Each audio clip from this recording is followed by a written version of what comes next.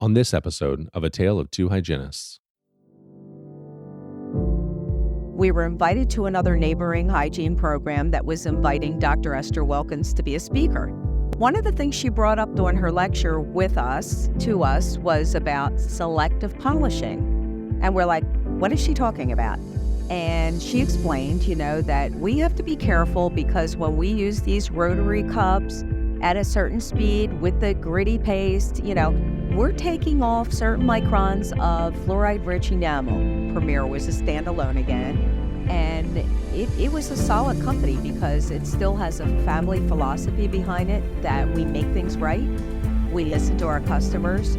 We wear a promise pin, that says, we promise we'll make it right. And so I think that, when you're purchasing a product from a company, I think it's important to look at their mission, their goals of the company. Yeah, this is a tale, oh yeah, a tale of two hygienists.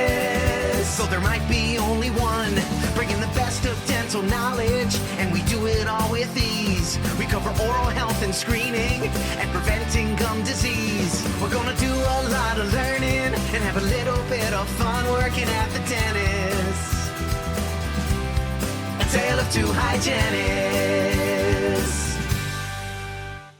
Welcome everyone into this bonus episode of A Tale of Two Hygienists podcast, brought to you in part today by our friends at Premier Dental.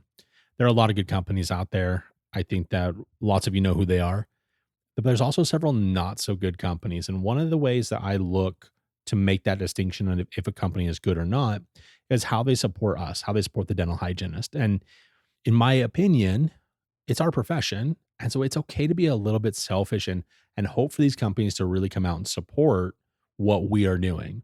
And Premier is one of those companies. If you look around, you'll see some of our favorite speakers, some of the friends of the podcast. A lot of these people are supported by Premier. They know how to put education first. They know how to put the profession first. And that's something I really appreciate about them. They really want us to be the best clinicians that we can be. Of course, they do also make appropriate products that follow these educational principles, which is also really good. But another big tell for me is who they employ in the key positions, right? I think we know several companies in this industry that employ hygienists in these key positions, and Premier, of course, is no exception. You're going to hear in a little bit on this podcast episode how years ago they brought on Lil into a role that wasn't really all that common, especially for that time. And they've allowed her the space to grow and create things, create new programs, work with KOLs, work to support us, work to support the profession. And all that to say is I just have a really deep respect for what they're doing over there. And it was a lot of fun to catch up with Lil. I've known Lil for several years, and she's just one of the most amazing people in this industry.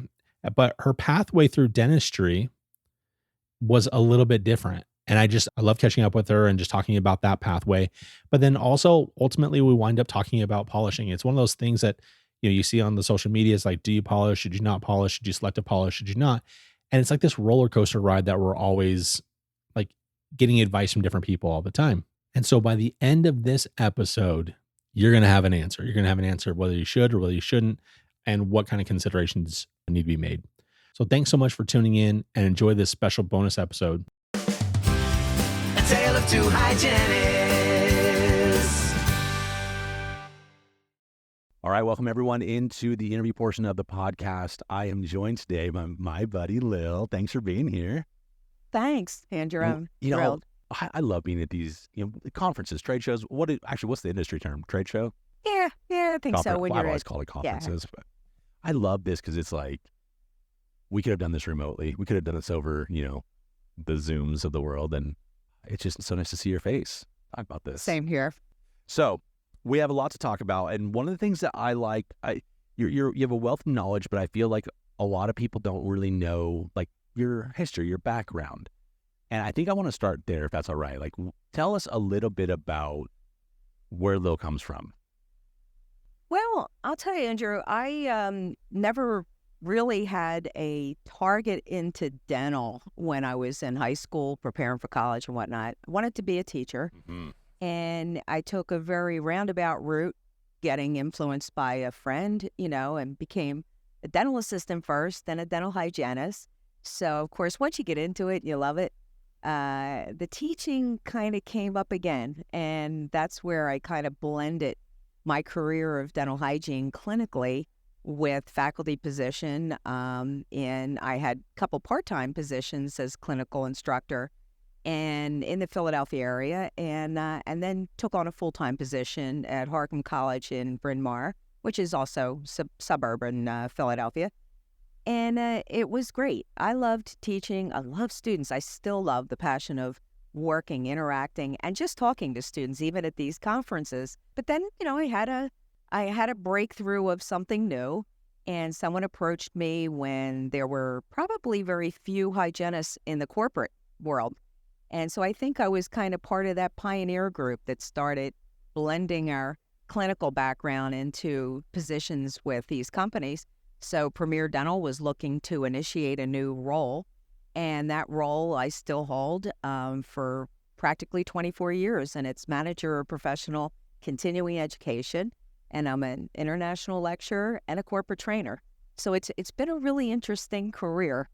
Let's break this down for our listeners, because you have to imagine, the recent grad hygienist, maybe out of 3 years, here's a title like yours and like, holy moly, that sounds very prestigious.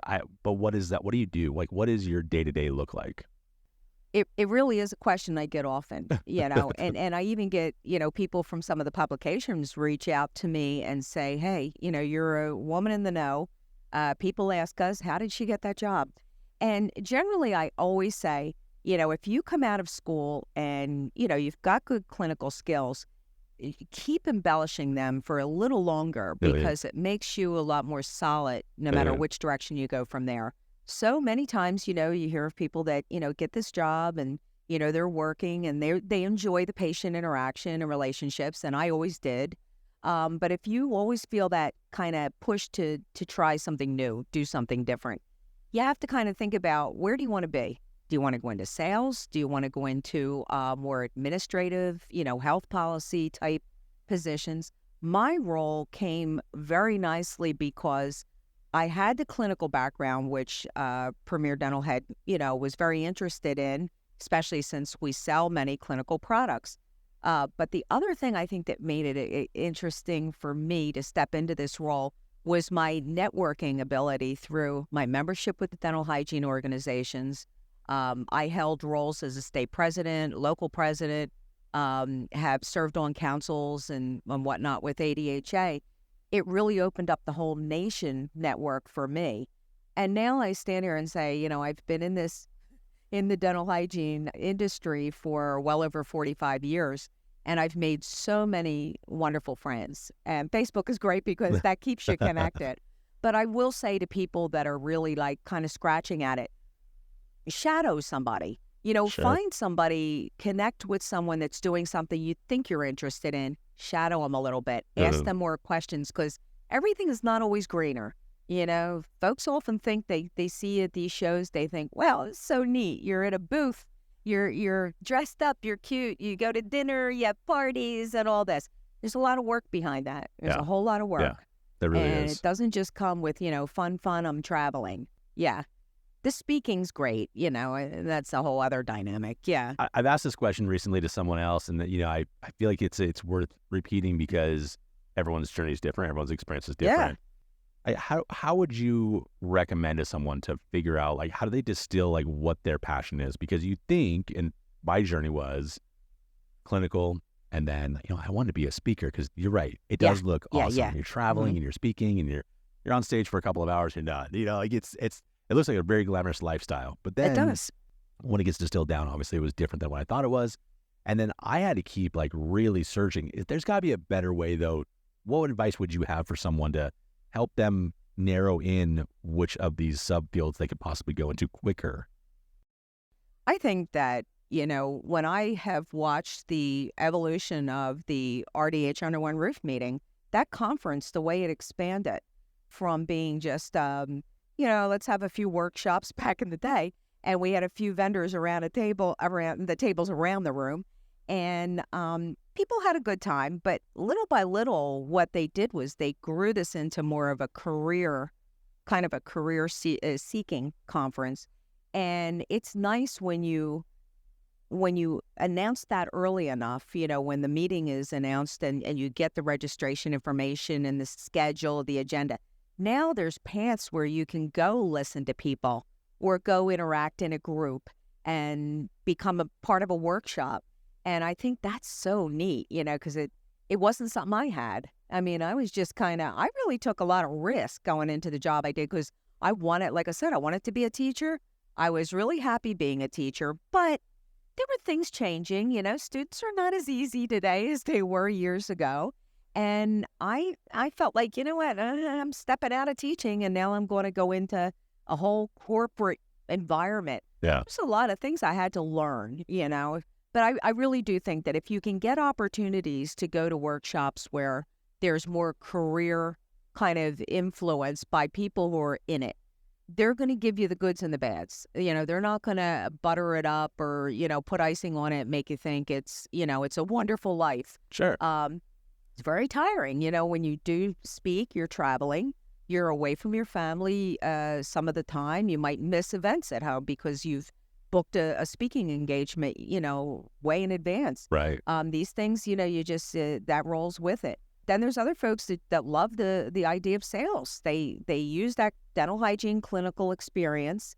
And believe me, that is important when you sell. And if they have a nice talent with people, that might be their niche. Other people are more interested in research or writing and things of that nature. They're not in front of the public people. Yeah.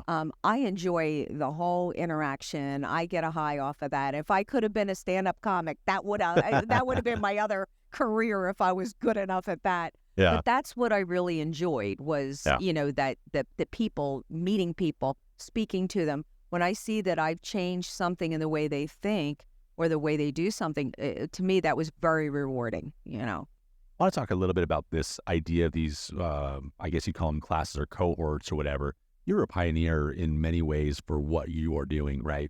Anymore, I see like this group that all kind of came in at the same time and then they're progressing together. Do you see that, first of all? And is there value in trying to find people to partner with on this journey? Yeah, I do. I mean, I think if I understand you correctly, you're referring maybe, you do see some people that kind of huddle together with the same interest. So they're almost like a little special interest groups. And I think that they interact well because they share, if they share. Yeah, that's a big one. That's scary, yeah, because I know I can remember meeting different people in the area of speaking where there was a little of a competitive thing there. Yeah. But that's okay. That's healthy because it keeps you on your feet, keeps you on the ball, That's right. and it makes you a better speaker, I think, because you think, how can I do this better? But I used to find that when I would sit in a CE course, and I was going for the content of the course, but because I was already speaking, it was a natural tendency for me to sit there and really just kind of scrutinize what they did as a speaker rather than listen to the content. And I thought it was kind of funny because I'd walk away going, what am I doing? But I think that's, I used to admire when people, Absolutely. did something a certain way. And maybe it was the way they paused, the content they put up on a screen or the way they interacted with the audience that I found to be, helpful for me to grow as a speaker as well. But I pride myself on being a little bit of a mentor because I do have people that have come to me and ask me, for help or direction. And now I'm watching them and I think they're dynamite. I'm so proud to see what they're doing. And so then they have people under them. They're like, yeah. you're like the, it's so awesome. And just the social media, I mean, is, just the way our media has taken off. And I didn't have that when I started in this role. And that is such a neat thing for anyone that's just introducing themselves to a new career. And they are branching into a path where they found that little special interest group. And I watch how they kind of work, with their communication between each other. And I think quite interesting. Yeah. It's always fun to see. I mean, you never want to see anyone fail, but you do love watching them make the mistake.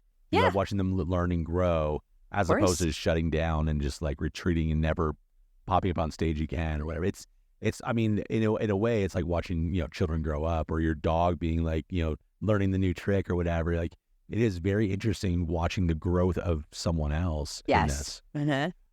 I want to kind of flip it a little bit though, because you've had mentors in your life. You've had people that came before you that have influenced your pathway here. Do you want to talk about any of them in particular? Well, I think that Dr. Joanne Garenlian, who was one of my directors at Thomas Jefferson University when I did my bachelor's degree, the whole group, Ann Spilarich, Joanne, Jane Forrest, these folks were all the leaders. Marsha Brand, they were all the director, course developers at Jefferson. Unfortunately, the program does not exist anymore. But when I was going for my bachelor's degree, I entered this with the idea that, I want to get a further degree. I think it'll probably be for education because that's where I wanted to go with it.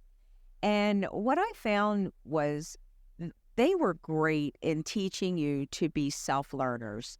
That was our mission at Jefferson. It was never a hand-holding idea.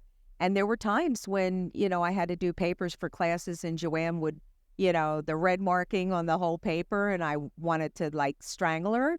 And if she ever listens to this, she'll laugh.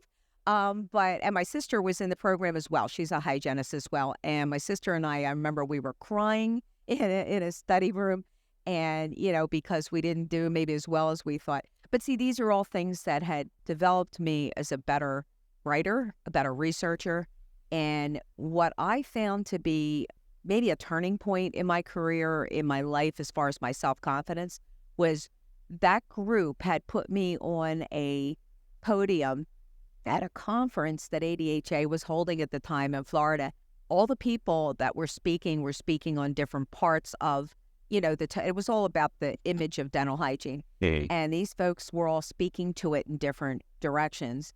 And I was standing there as a student perspective. And this is back when we were using transparencies on an overhead. We weren't even using PowerPoint. And I had to create a little presentation that was supposed to be about 15 to 20 minutes. I was so scared. I have never experienced that fear like that ever since. And I remember flying, my husband accompanied me so that, I wouldn't be flying down alone. And I remember sitting in the front where each of the speakers were going one at a time. And I seriously wanted myself to disappear or something at that moment when it was my turn. I even tried to make a little joke. I'm not even sure it went over well, but it was I was trying, that was my way of kind of breaking that fear. When you're a speaker and you're doing it the first time, your mentors are great, but sometimes you just got to jump in the water. Yeah. You just have to make your mistakes or do whatever it takes. Yeah. And then you learn from it. But Joanne was so supportive. And I think what I also enjoyed about her was, she had, confidence in me to do this. But when she was becoming ADHA president, she was also expecting her first child. She was having some, complications too, that she had to do bed rest.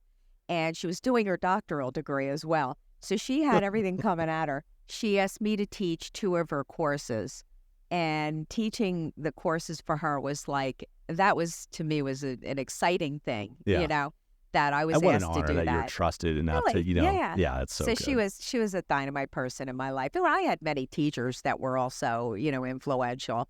But since then, I've just met so many people that have had some impact on me, and in many different ways. Yeah. I wonder if you have ideas, and we can cut this out of the podcast if it's not a good question, but, when I think about the stories about the Joannes of the world for you, what they meant to you, I have people like that in my life as well.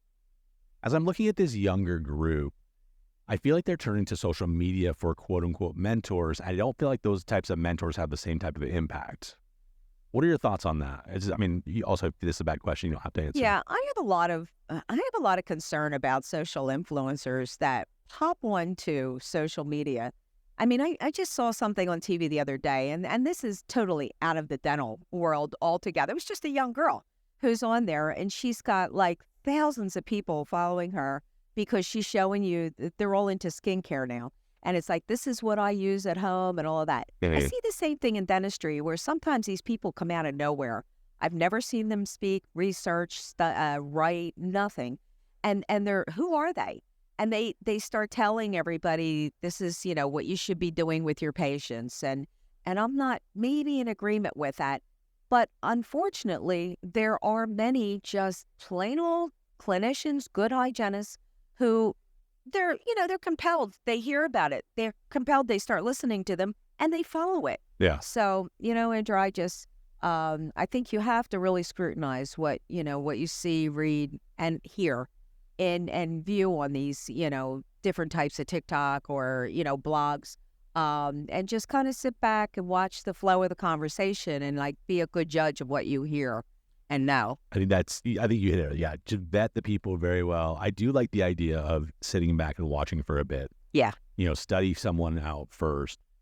Ask, your, colleagues that you trust, what is your opinion of this person? And it's not about do we like them or do we not like them? It's not the petty stuff. It's like, tell us about the quality of their content. What do you think? What do you see? That's right. And have like a real like conversation about that. It's true. I want to come back to corporate.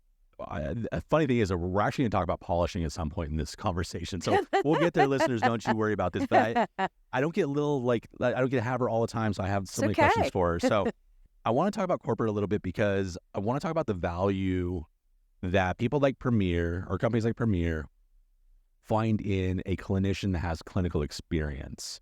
Can we come back to that a little bit? Like, what are they looking for as far as type of clinical experience? Is it longevity? Is it quality? You mean if they're hiring diversity? Yeah, for if they're the company? hiring for it, or even using them as KOLs, or even using them as, any sort of representative to showcase product or anything. Yeah. I think in our company, there was a point in time where I thought that it was very valuable to hire sales reps that were interviewing for sales positions that if they had a clinical hygiene background or dentistry or even dental assisting, where any one of those clinical backgrounds I thought was significant. I think we've come full circle, and it looks to me like that's not the way it's happening. I think that companies are, if they're really they are concerned about their bottom line, naturally. Sure. I think that they really look for someone who is going to be better at selling. You can learn clinical product, okay? You don't have to be a clinician to be able to talk about it. It's nice to have a few dental people within the company, though, to guide it. I found that I think I was valuable, as well as my supervisor, Dr. Goodchild. The two of us, work together closely on education, but we also are very involved with new product development because we're the clinicians. We're the ones that know how they're going to use it and view it. I think that, corporate, I know that Premier Dental, they definitely want to make sure that they do their due diligence as far as research. You don't like to throw a product out there without really testing it. So I think hygienists are significant as KOLs. I'm seeing it with all these companies now, too, across the board, whether it's an instrument company, a preventive product company, or even anything else. I think that when they have a core group of key influencers that are made up of dental hygienists or dentists, these group of people are really influencing the product line. They're influencing to say, here's what I'm hearing out there. This is what you should be looking for. And I think that that's where our dental people are really great in the corporate arena. Advisory boards, we have a corporate advisory board, and it's made up of dentists and hygienists and EFTAs, and we bring them together so that we can talk about, here's the products we have.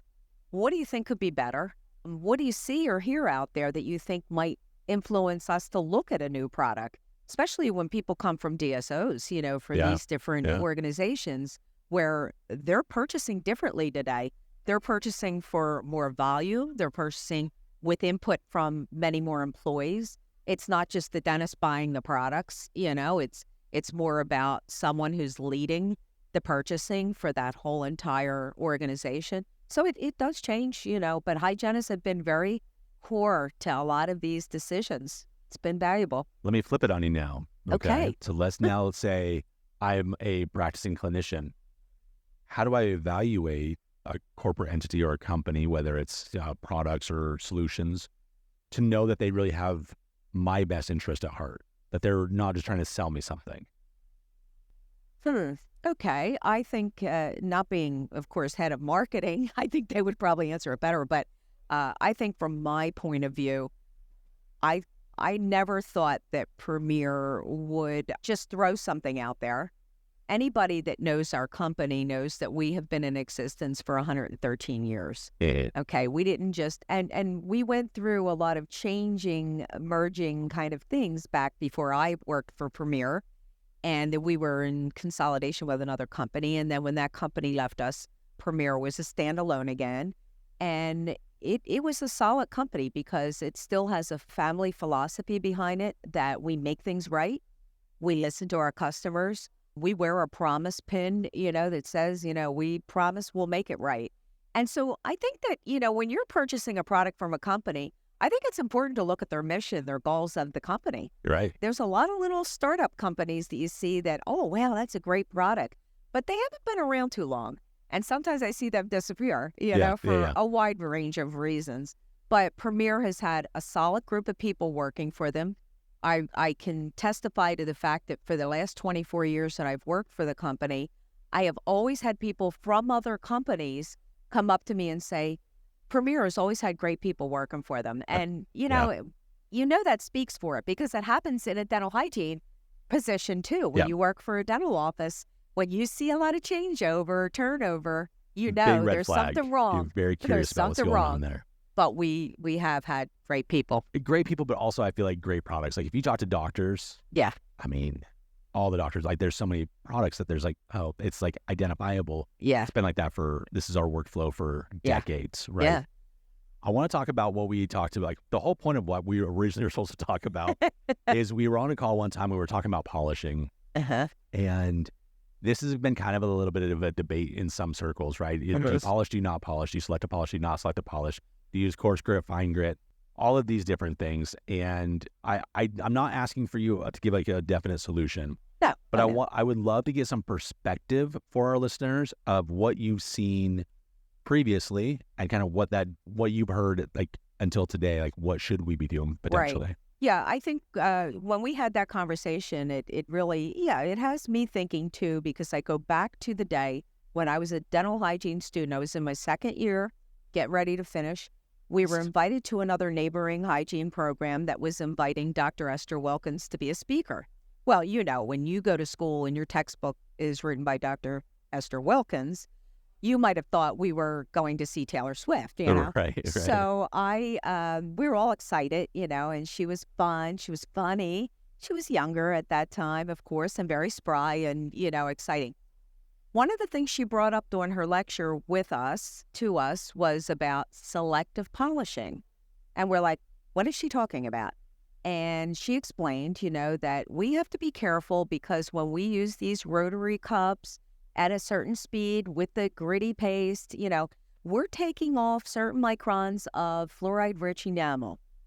Okay, so now we got to go back to school, and we're not finished school yet, and we're getting ready for the boards. And at the time I was in school between 78 and 80, your boards consisted of you finishing with the polishing, and you better get all the stain off or you didn't pass. Right. So we were a little confused now, because we hear what she's, but at that time, I remember we always, like, even when we read things in the RDH magazine, it was like you'd see these like real front runner, articles that would get you thinking, and it didn't mean that you had to do it. Right. So as I went along, I worked in a perio office. So working for a periodontist, it was very easy for me to approach that selective polish philosophy because we saw people more frequently. And I would say to them, you know what, you don't have stain. I want to make sure that we're maintaining you on this 3-month because we have the evidence to say that will maintain you well and keep bleeding low and all of this. Right. So here I am polishing just selective people. Then it went through another transition of selective meant you don't use a rotary cup at all. You use the toothbrush for the patient and you show them how to remove, the plaque. And of course, plaque turned into biofilm and, you know all that. Yeah. So I think over the years, what I kept seeing was this bouncing back and forth of some people still saying, I'm sorry, but my patients don't feel that the prophy's complete unless I polish. Yeah. And it's true. Yeah. And guess what? Even with people saying, don't buy coarse paste, that's too abrasive. Guess what's the leading selling paste? According to the SDM data, it's coarse mint. I was going to say, yeah, it's got to be mint. It's got to be coarse. That's the most that we sell too.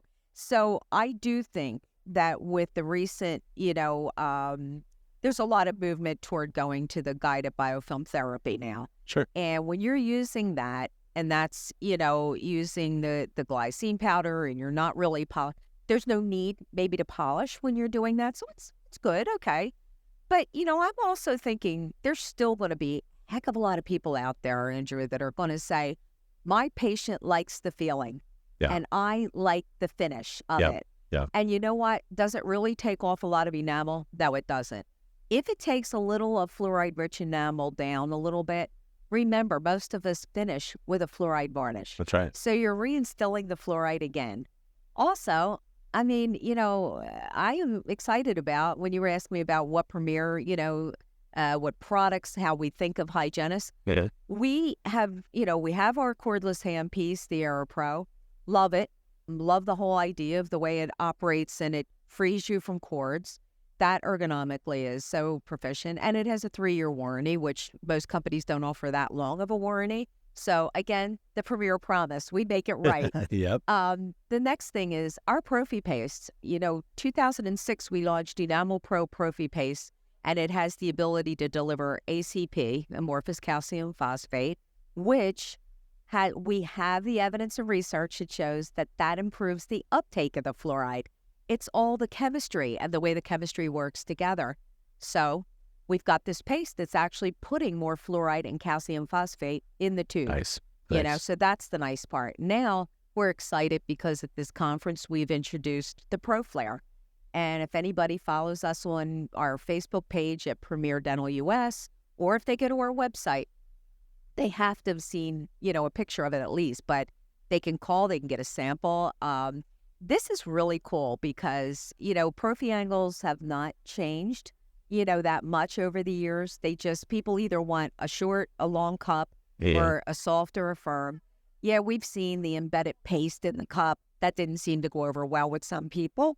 So I think that, this ProFlare just had an engineering perspective of how can we make this cup different that it's going to actually work better? And I think if you are still feeling that polishing is an important part of the procedure, this does the job, and it actually reduces the ergonomic issues of wrist control. The cup has got a flare to it. It's like a little beanie copter, kind of thing. And it's pinched kind of in the midpoint of it so that it's almost like a woman's waistline, or an hourglass figure. And it's got that shape to it where it immediately flares out and it gets the center of it in better contact with the tooth. So we did bench testing where we put like maybe a little Sharpie on surfaces that were all the same. Sure. And we used different prophy angles, and we found that our cup actually removed the stain more effectively than any other one that we compared it to. Very nice. And it slides up under the gingiva nicely. It interproximally. Do you have to use a lot of lateral pressure to get it to really flare out more? Or is it pretty... Because some of them are kind of stiff, right? I think hygienists do think like, if it's more stiff, then it's going to be more effective. Yeah. No, it's not. And that's a misnomer, as far as it being... Yeah, because you don't really want to have to rely that much on mechanical pressure. You don't want a real heavy gram pressure, when you're polishing. You want that cup to do what it's supposed to do and what it's designed to do. And the paste is doing the rest too. So between the two of them, you shouldn't have to use a lot of pressure. There's little ridges on the inside. There's, ridges on the outer part of the edge so that you can get the interproximals really, well. It's I a winner. also like that. That's a feature that I actually really appreciate. I do too. And, I have to say, going back to that whole, getting hygienists to be, opinion leaders and testers. I have my network of people. I just sent these out when we were testing them, and they used them in practice. We would give them 10 of them, and we would tell them to come back and answer a survey for us. Sure. And we did adjust the firmness of it because it was flaring so much it almost went inside out, kind of. Yeah. It was too soft in the beginning. And then we firmed it up a little more, and we got it just to the point where people liked it. And I can tell you, from the ones that we've sent out, I haven't heard one negative thing about it. People are saying immediately they love it. You know what that tells me, though, Lil? I sorry to interrupt you. It tells me, though, that sometimes we're so practiced at doing the wrong thing, like too much lateral pressure, right? Too much is it called gram pressure? Yeah. Too much gram pressure against the tooth. That when you have a product that's supposed to be used in the ideal situation, and then you get in the hands of us faulty users, we do have to adjust just a little bit to make it right. So, I mean, there's a little bit of a learning curve, I would say, on some new products. That shouldn't scare people, though. No, it They shouldn't. should I know. embrace that and be, I know. because if you don't have to push that Yeah. hard, what's that doing for Yeah. your wrist, right? And you don't have to bend the wrist back and forth, because I Yes, know it when is. I used to polish, it was, and you even watch people doing it, and you see that whole wrist action because they're going, from proximal to proximal up in the ginger. Yeah. And I do think that you're going to find this is just so nice. You just go directly to the tooth and it kind of does it for you. Yeah. Yeah, that's Uh-huh. awesome. Lil, is there anything else that we need to get out there as far as a message to new grads, to established hygienists? Anything else that you want to mention before we give you your opportunity for contact information? Yeah, I do think that because I interact with people from all levels, and especially when I hear dentists say, what's happening with this dental hygiene shortage? And I know that's a conversation for a whole other podcast, but I will say this, that, when you work for somebody who appreciates what you are, who you are, what you bring to the practice, and if you're a team player yourself, you won't have a problem with the position you have if you're happy as a clinician and you want to stay in that position. Don't be afraid to ask to try things too, as far as products. We're always afraid that, they're not going to buy it for us. They won't do it. They won't let me try this type of instrument. Ask for these things. Tell them that your interest is in the long run for the patient's sake, but for themselves too, to be comfortable. If you are thinking a new role, a new career, don't leave practice entirely. Sometimes it's nice to do both, work a couple days in Absolutely. practice. Yeah. And if you can get a position doing something else that you feel is using skills you love, if it's selling, speaking, whatever, you can do a little of that and balance both. So, take risks. Yeah. You have to take a risk too. I think people are afraid. I agree. No, I agree. Absolutely. You got to put yourself out there someday. Yeah. All right. So where can people contact you and where can they find the products from Premier? Well, you can go to Premier's website, which is www.premierdentalco, like CO, like company. Premierdentalco.com is our website. If they wanted to email me at work, it's L, my first initial, my last name, Caperila, CAPERILA, at premierdentalco.com. And I'm happy to answer emails. I've had people reach out to me after lectures and, just kind of couple of questions. I answer them, if they want to call me at Premier too, they can contact me through my main phone number or extension is, the 610-239-6008. That's awesome. my direct office number. That's awesome. And And- listeners, I'll put that in the show notes too. You don't have to remember that if you're driving or good. whatever. So you can go ahead and click on the title of the episode, get into the show notes, and that contact information will be there for you. Lil, thanks so much for being here. I really appreciate it. Andrew, thank you. And I appreciate what you do because you're a pioneer at what you Oh, do. stop. So people should try doing that. I wish they would. It'd be great. All right. Thanks so much. Yeah, this is a tale, oh yeah, a tale of two hygienists. So there might be only one, bringing the best of dental knowledge, and we do it all with ease. We cover oral health and screening, and preventing gum disease. We're gonna do a lot of learning, and have a little bit of fun working at the dentist. A tale of two hygienists.